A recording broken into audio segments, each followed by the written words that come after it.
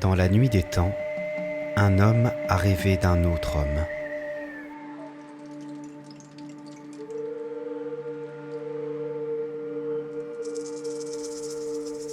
Et il l'a vu venir, comme entre les nuages,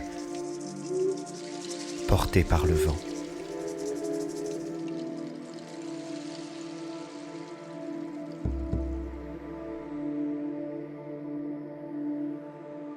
La destruction viendra de l'air, c'est ce qui a été dit. Le ciel tombera sur la terre, et le monde sera couvert à jamais de ténèbres et d'obscurité. Et il n'y aura plus nulle part aucune créature.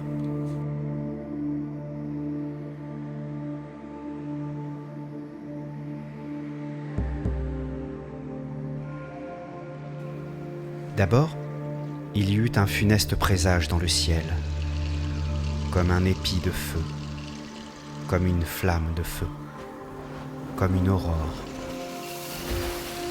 Et un feu tomba comme s'il était de braise, dans une pluie d'étincelles et un bruit de grelots.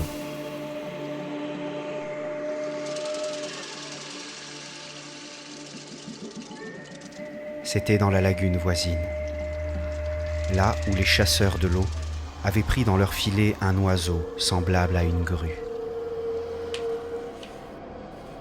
avec un miroir dans les yeux, dans lequel Moctezuma vit des gens qui arrivaient avec peine, très droits et barbus, au teint blanc, et des sortes de cerfs les portaient sur leur dos.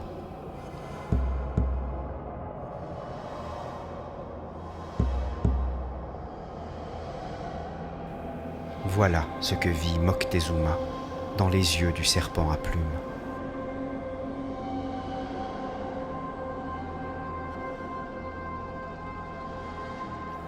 Alors, l'empereur des Aztèques parle en ces termes. Quand le vent souffle, ne vaut-il pas mieux se courber?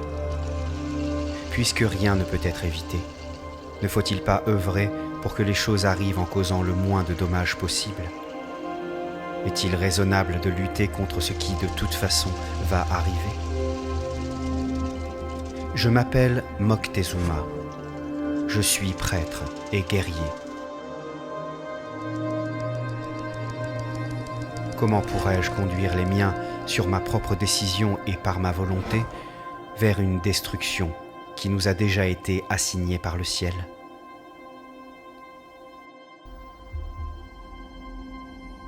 L'écho répondit : ce que tu ne feras pas, un autre le fera. Et des profondeurs de la nuit vinrent la douleur et l'incertitude.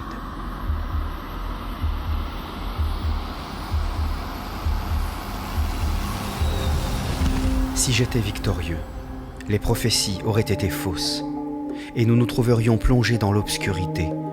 Tel serait le prix de la victoire.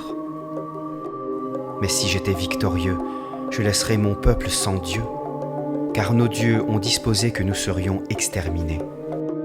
Dites-moi qu'il y a de la lâcheté dans mon cœur, et je m'en irai en enfer.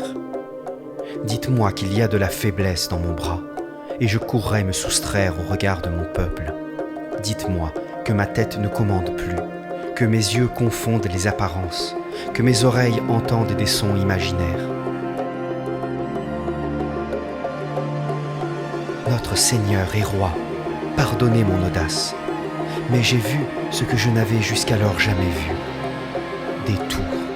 Des tours hautes comme des montagnes qui voguaient sur la mer.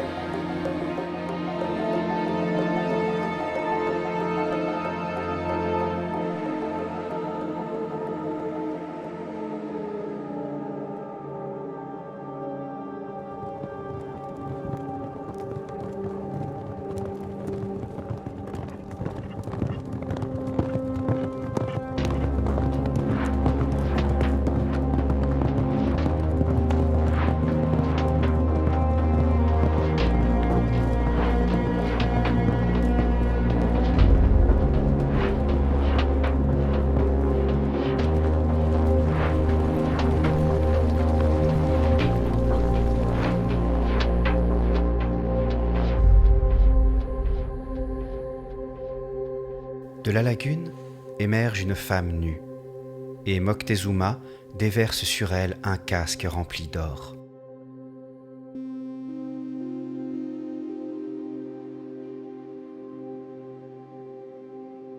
C'est notre Seigneur, Créateur des hommes, qui t'envoie.